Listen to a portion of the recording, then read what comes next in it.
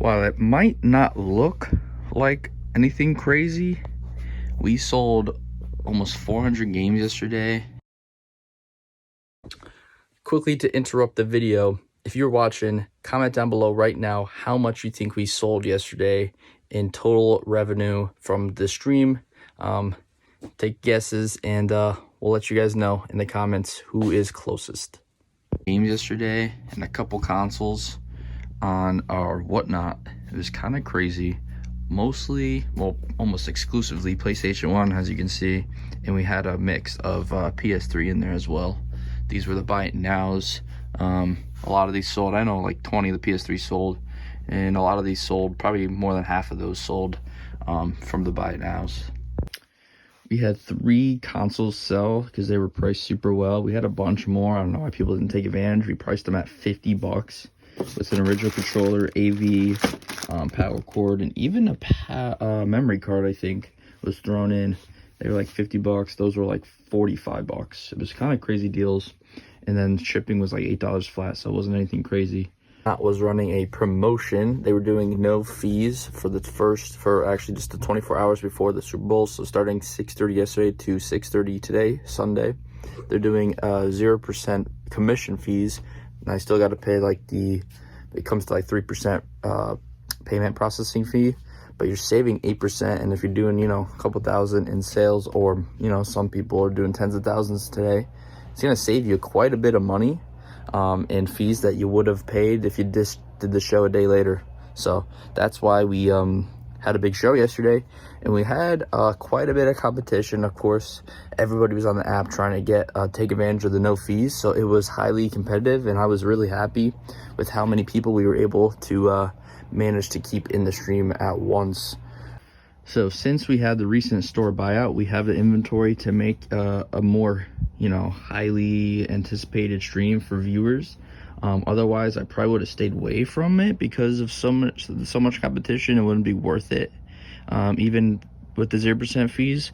But since we had all these PlayStation games, I figured let me get these up and let me start promoting. And then Whatnot actually reached out, and they were able to help us put us on the homepage and drive some traffic for us that way, which really helped, especially with all the other streams, like I said.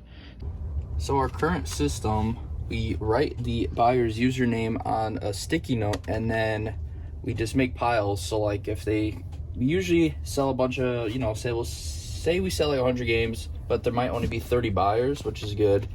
So then after the person has it stacked, we just continue to put the games under the stack. The problem is when you start to sell too many and you get a lot of different buyers, we have 2 different spankies. That can get confusing if you're not careful. And then obviously once they get a giant stack, it has to go in a box because you can't just continue to stack it. So in the future, I think we have to do a number system, is what I talked to some bigger sellers about. Spanky stack here, and then we're just gonna go on the computer and match it up with his order here. It says he has 12 items, so we just gotta go through all of them, because not all of them do have photos and everything. Some of them are just under one listing with a quantity of 100. So we got to just match everything up, make sure he has everything, and he probably has some buy it nows that we have to go pull from the shelf. She had 2 people spend quite a bit of money with us, over $500 each, on a bunch of games, and I just wanted to kind of highlight some of those. So I do remember this was in a bundle of 2. Obviously we got classics like Tomb Raider, Road Rash, Duke Nukem. Darkstalkers sold for quite a bit. A lot of these have replaced jewel cases. A lot of them have, obviously, the black label. A lot of them have registration cards, so they're really good condition. Obviously, Mortal Kombat's like a $50 game. Battle Arena, we had some PS1 long box. He bought 1. PS3 games and a bunch of other. This was more volume, but he still spent quite a bit, and I super appreciate it, so I just wanted to highlight that. Here is his long packing slip. Now we're going to double box it for him because I replaced all the jewel cases. I want them to show up nicely, so we bubble wrapped a bunch of them so they fit nicely in small boxes, and then we're going to put them in one box because it also is going international, so it's going far. I want to make sure it's safe. You spend a bunch of money, and PS1 is obviously super fragile. So now the next order I wanted to highlight was our most expensive order of the day. As you can see, not as many games as the last one, so there's some heavies in here. This was just under $600, about $575 total. He picked up the Medal of Honor bundle, Destruction Derby bundle. That was buy now. Air Combat, Road Rash. These were sold individually, I think, not bundles. Obviously, NFL Blitz Classic, Crash Bash. That went for a crazy deal, like 11 bucks. And then he picked up all the Street Fighter heavy games. Crazy. These all have replaced jewel cases, reg cards, and stuff. They're beautiful shape. Beautiful. These are obviously hard to come by. And we had a lot. These were the games that really got the attention for the rest of the PlayStation games, because obviously these are super rare.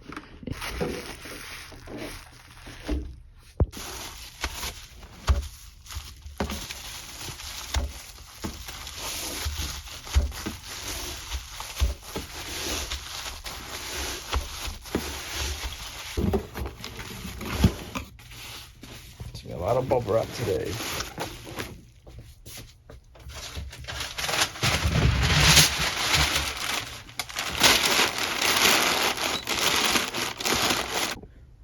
So I like to, in the beginning, if I could, after I get some of the big orders in, do a lot of the smaller ones, so it knocks down the total number of shipments, so it doesn't look as bad, because when you have 60 shipments, it's pretty overwhelming.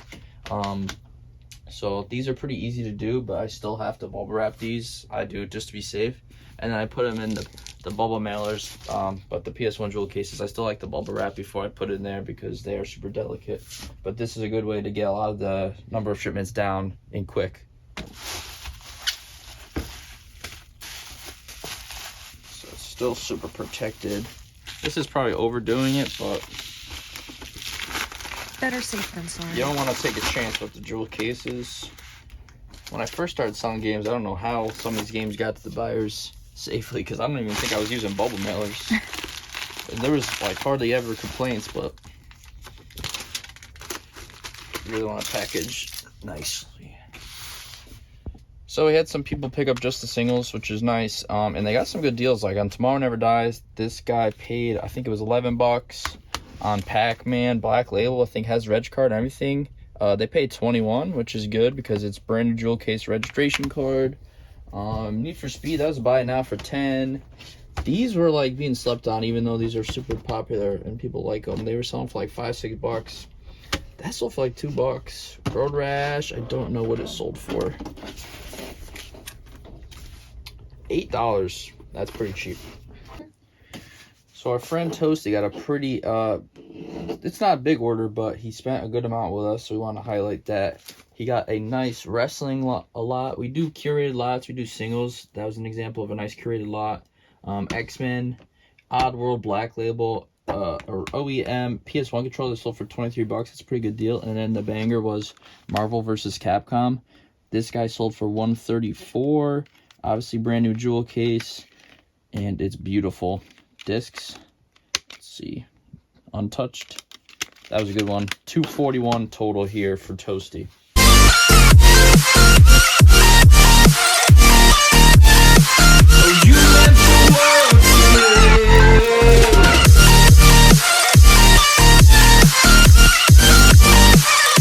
I do it is I charge the buyers.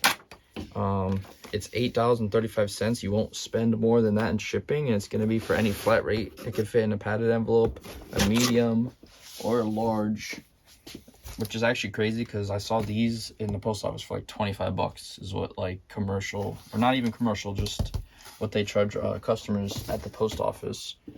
So once you buy 1 or 2 items, after that, you're going to get free shipping. You're not going to spend more than $8.35.